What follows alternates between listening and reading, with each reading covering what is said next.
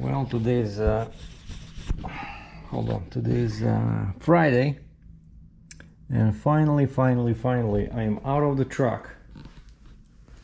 Now they give you cool pens in here. This is 4 points Sheraton, but hotels are getting expensive, man.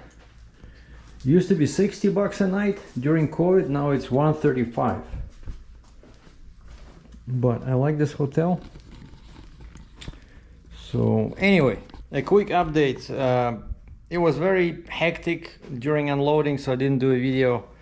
But yesterday, Thursday, right, I started from Port Huron, Michigan. I fueled up over there. It was $5.40 a gallon US. And then I drove from Port Huron to Cambridge to my yard. Actually, I parked the rig at Walmart and then disconnected the Jeep, pulled the Jeep to my yard, dropped it over there, came back, hooked up, and so I drove the rest of the way with a booster in the back, still with that axle on top of, axle 10 on top of axle 9, because I didn't want to pay to the wrecker company, and I kept the same long neck. And so I drove like that, and I think it was like 500 kilometers. Basically, it was like 300 miles. The cat dealer in Ottawa, I know they were closing at 5, right? And I called them. I said, if I don't make it, is there any parking in there anywhere? And the guy says, oh yeah, there's a big parking lot right outside of the gate. And I was there before, and a couple of times at this particular dealer. It's a suburb of Ottawa, and it's called Kanata, Ontario. And somehow I don't remember a big parking lot, but the guy says, yeah, it's a big parking lot. A few semi trucks can fit in there. Okay, so I kept driving,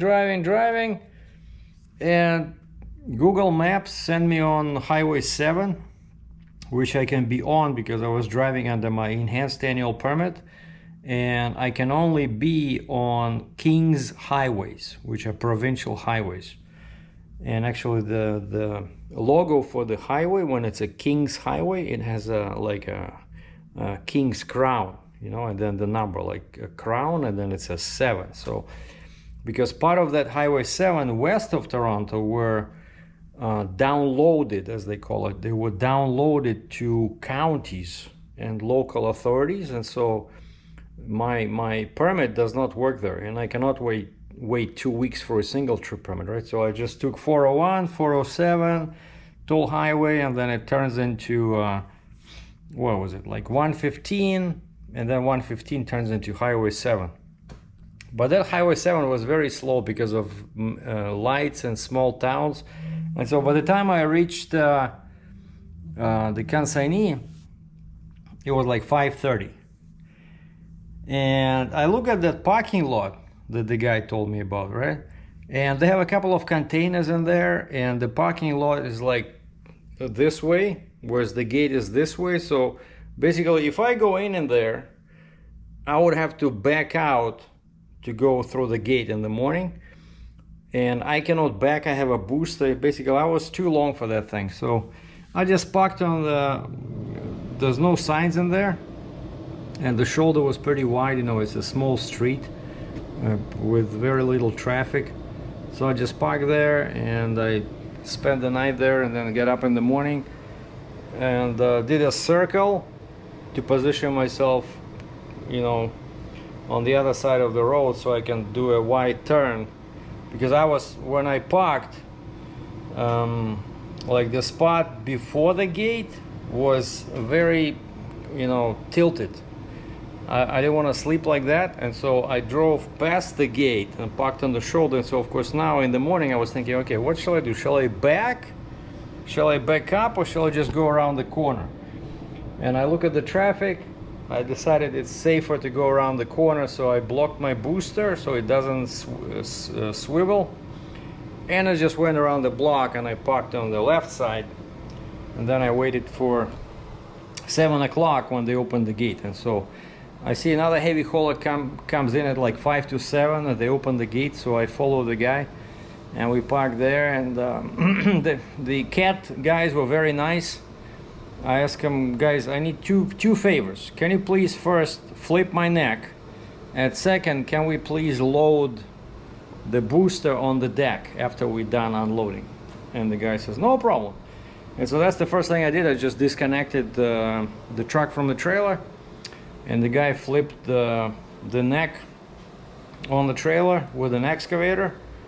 And then I took all the chains off. I said, you want me to unload? Because I think last time I was there, the guy was being difficult. He was saying they're not allowed to touch equipment on truckers' trailers. But this guy says, I don't care. So he climbed in. Very cool, very cool cucumber guy. Cool as a cucumber. He just drove it off. Very nonchalant, this huge machine, Cat 982. And then we started working with the booster, and let me tell you, this booster is never easy. First off, to unhook the pins, one pin just came undone by itself. The other pin, I tried raising the front, dropping the front, this and that, nothing worked. And so I asked the guy, I said, can you maybe use a small forklift, just lift the rear of the trailer before the booster just a little bit?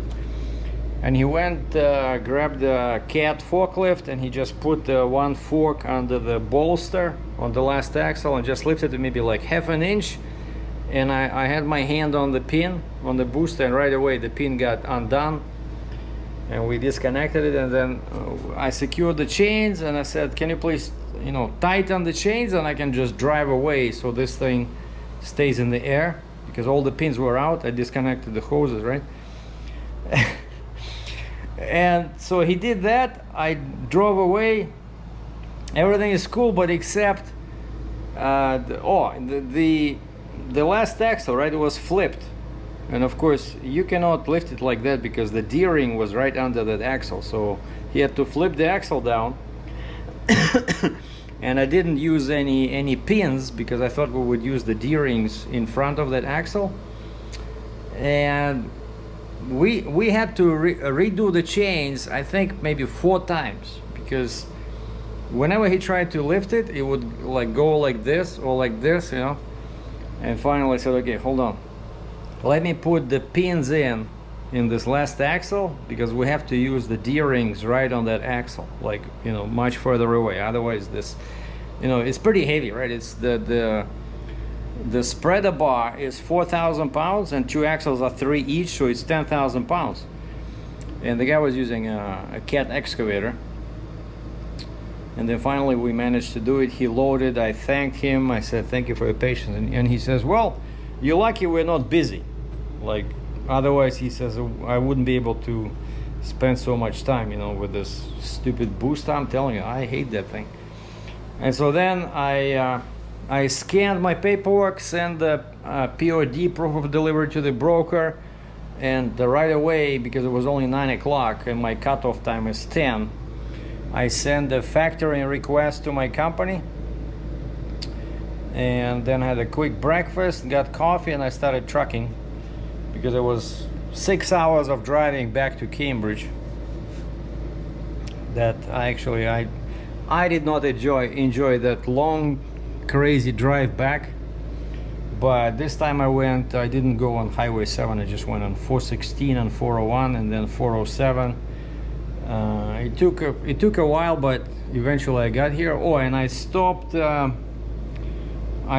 somewhere, I think it was Oshawa, because it was already 4 o'clock and I wanted to make sure I have the money, because then my factoring company, of course, is closed on the weekend, and I know they go home at around 5, and so I stopped, I checked my account, I see the money there, perfect, and I kept driving and parked the truck, grabbed my charger, transferred all my gear in the car.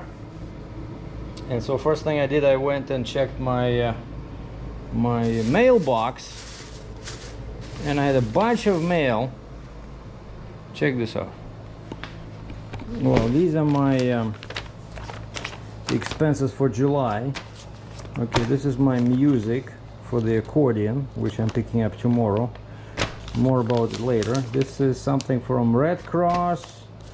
This is from my lawyer about the Kentucky case.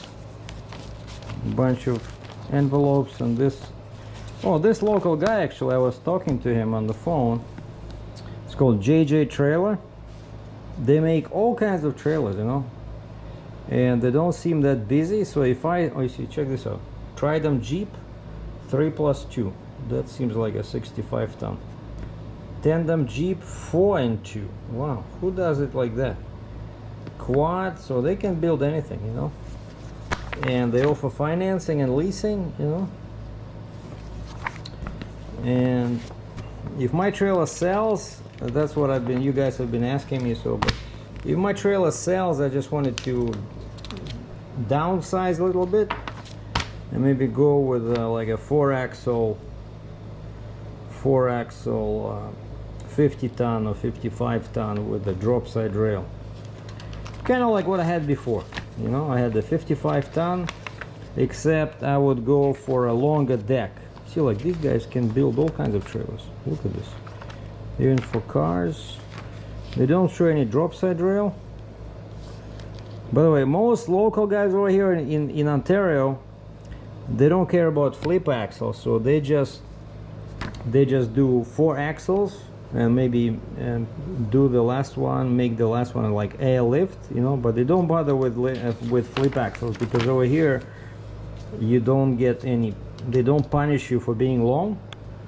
And so most guys do this. They do these load-bearing fenders, and they just put 4 axles in a row, you know. But then, of course, in the States, because I go to the States all the time, yeah, one guy called me today, was interested in the trailer, but he says, oh, can I ask you a few questions about heavy haul? Because I look at the load board, there doesn't, I don't see that many loads. I said, wait, are you interested in buying my trailer? The guy says, yes. And I said, well, you have to do your own research. Like, I'm not gonna give you, you know, instruction. I said, I'm trying to sell the trailer. I'm not selling my business expertise. So do your own research. Like, the guy wanted me to sell him on the heavy haul idea. You can make money, right? Look at this. Who says there's no money in heavy haul? There's lots of money in heavy haul. Yeah, that's for my accordion for tomorrow. The guy doesn't want to take a credit card. He says that the fees are like 2-3%, and so I got cash from my bank. But yeah, I would love to have a smaller trailer, basically, like maybe just pretty much what I had before, Fontaine, so that, because you see, like each time because I'm a one guy, right? So I cannot deal with these Jeeps and boosters. It's just too much BS, you know, like unhooking, rehooking. And then honestly, in 4 years that I had this trailer, I had one load, 120,000 pounds. The one that broke the booster, the crane. Then I had one drill rig, 115. And then the one I just delivered was 110. So basically you can literally count these loads on your fingers, you know, on the palm of your hand, on one hand. So most loads are under 110, or probably more like under 100, you know. So that's why I started thinking about this, because it just takes too much time, and it's getting very expensive to change up the trailer each time, you know. Like last time they charged me 600 Canadian to change from a quad to 3+2, because it took 3 hours. So anyway, so yeah, I picked up my mail. So now I have to do Ifta, right? Because the second quarter ended, and I have until the end of July to file my Ifta. And I already wrote down all my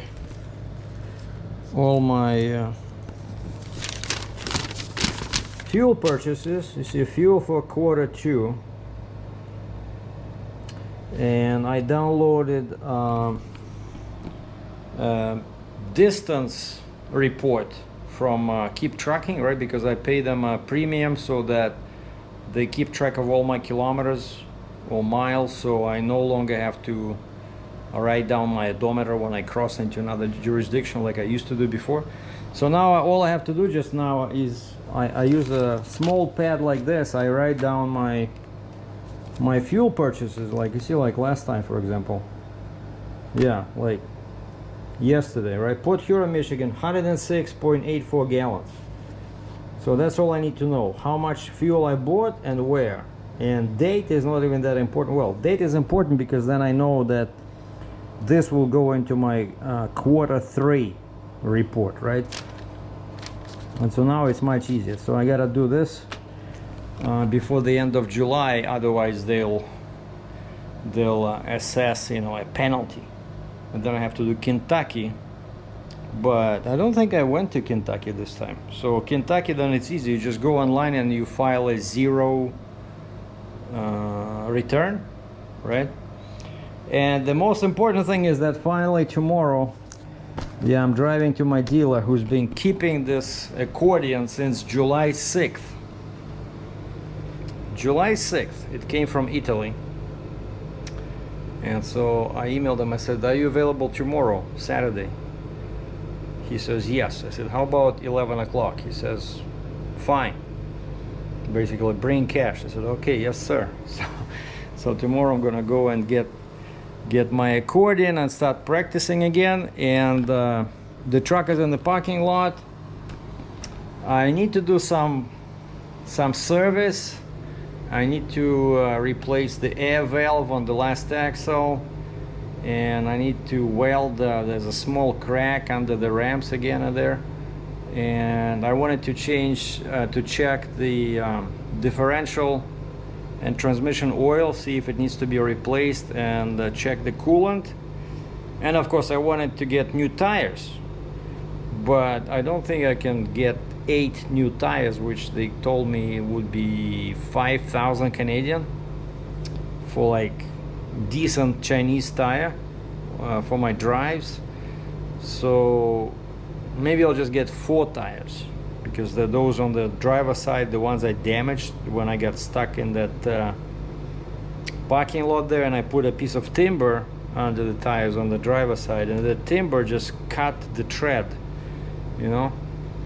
So it might be easier just to, I think I did it before like this. So instead of 8 tires, I just buy 4, and I'll ask them to put them on one axle, right? Just move them around so they're not on one side, but on one axle. So one axle will have 4 brand new tires, and the other one will have 4 old tires, but they're still fine. And I can change them, you know, from the next paycheck, you know. But yeah, so everything is cool. So the money is in the bank, the truck is parked, the load is delivered, and the quote I did today was somebody asked me for to move a drill rig, like another piling rig. It's coming on a ship from China to the port of Baltimore, Maryland. And they asked me for a quote. I gave them a quote, but it's going to be only coming in the middle of September. So I'm pretty sure I'm going to find something before that. I don't see like people are saying heavy haul is slowing down. I don't see any slowdown. People keep calling me, emailing me, asking me for quotes. So I don't know. So that's the only reason I posted the trailer, is just because I wanted kind of like to simplify my operation so that I don't have to deal with these axles and Jeeps and boosters, but also because now the market is so crazy, right, that I can actually sell this trailer for the same price I paid for it, even higher, because that 60-ton that I paid 108,000 US is now worth 160,000 US, you know. So you'd be crazy not to sell. It's kind of like a house, you know, like you bought a house for $100,000, now it's worth $1 million, you know, and you start thinking, wait a second, so I might use $1 million. Of course, the problem is that all other houses are now more expensive, but Not if you're going with a smaller house, right? Like with this, I cannot afford a brand new 60-ton trailer, but I can afford a brand new 50-ton or 55-ton trailer, you know. So it's all about the bottom line, you know, keeping your costs down. And by the way, that's another thing, that with the Jeep and booster, it's fine going to Western Canada because most of the time I don't need any pilots, you know. I just buy permits, which can get expensive when you're heavy. But in the States, if you go with the Jeep and the booster, man, just like this time, right? I paid $400 US for one pilot in Arkansas with this machine. Then I did not need a pilot in Missouri. I did not need one in Illinois because I flipped up that axle. And the only other state where I needed 2 pilots was Michigan, so which cost me $900 US. You know? So it's very expensive to run in the States with a Jeep and booster. When you're over, you know, Arkansas, you need a pilot after 100 feet in length. And Michigan is the same. After 80, you need 1 pilot. After 100, you need 2. So, and quite often customers don't want to pay, you know, they don't want to pay that much, but what do you do? So anyway, that's my update. So taking a week off, or maybe a couple of weeks off, just, you know, enjoy myself, you know. I'm gonna get rid of this awful beard and start looking decent again, because I've been on the road for a month, right? Sleeping in the truck for 2 weeks first after I loaded that machine, because I was waiting for the stupid Ontario permit.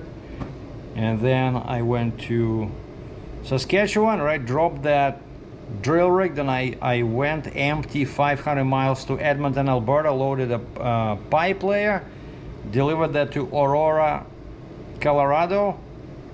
Then drove 1,100 miles empty to Little Rock, Arkansas. Picked up this 982 loader and delivered it to Kanata, Ontario, and then drove back 300 miles to Cambridge. You know, I feel like a spaceman, you know. I feel I really need to, I don't want to look at trucks. I want to drive my car. I want to play my accordion. I want to relax. So now it's time for some time to do some fun things. Okay, thanks for watching.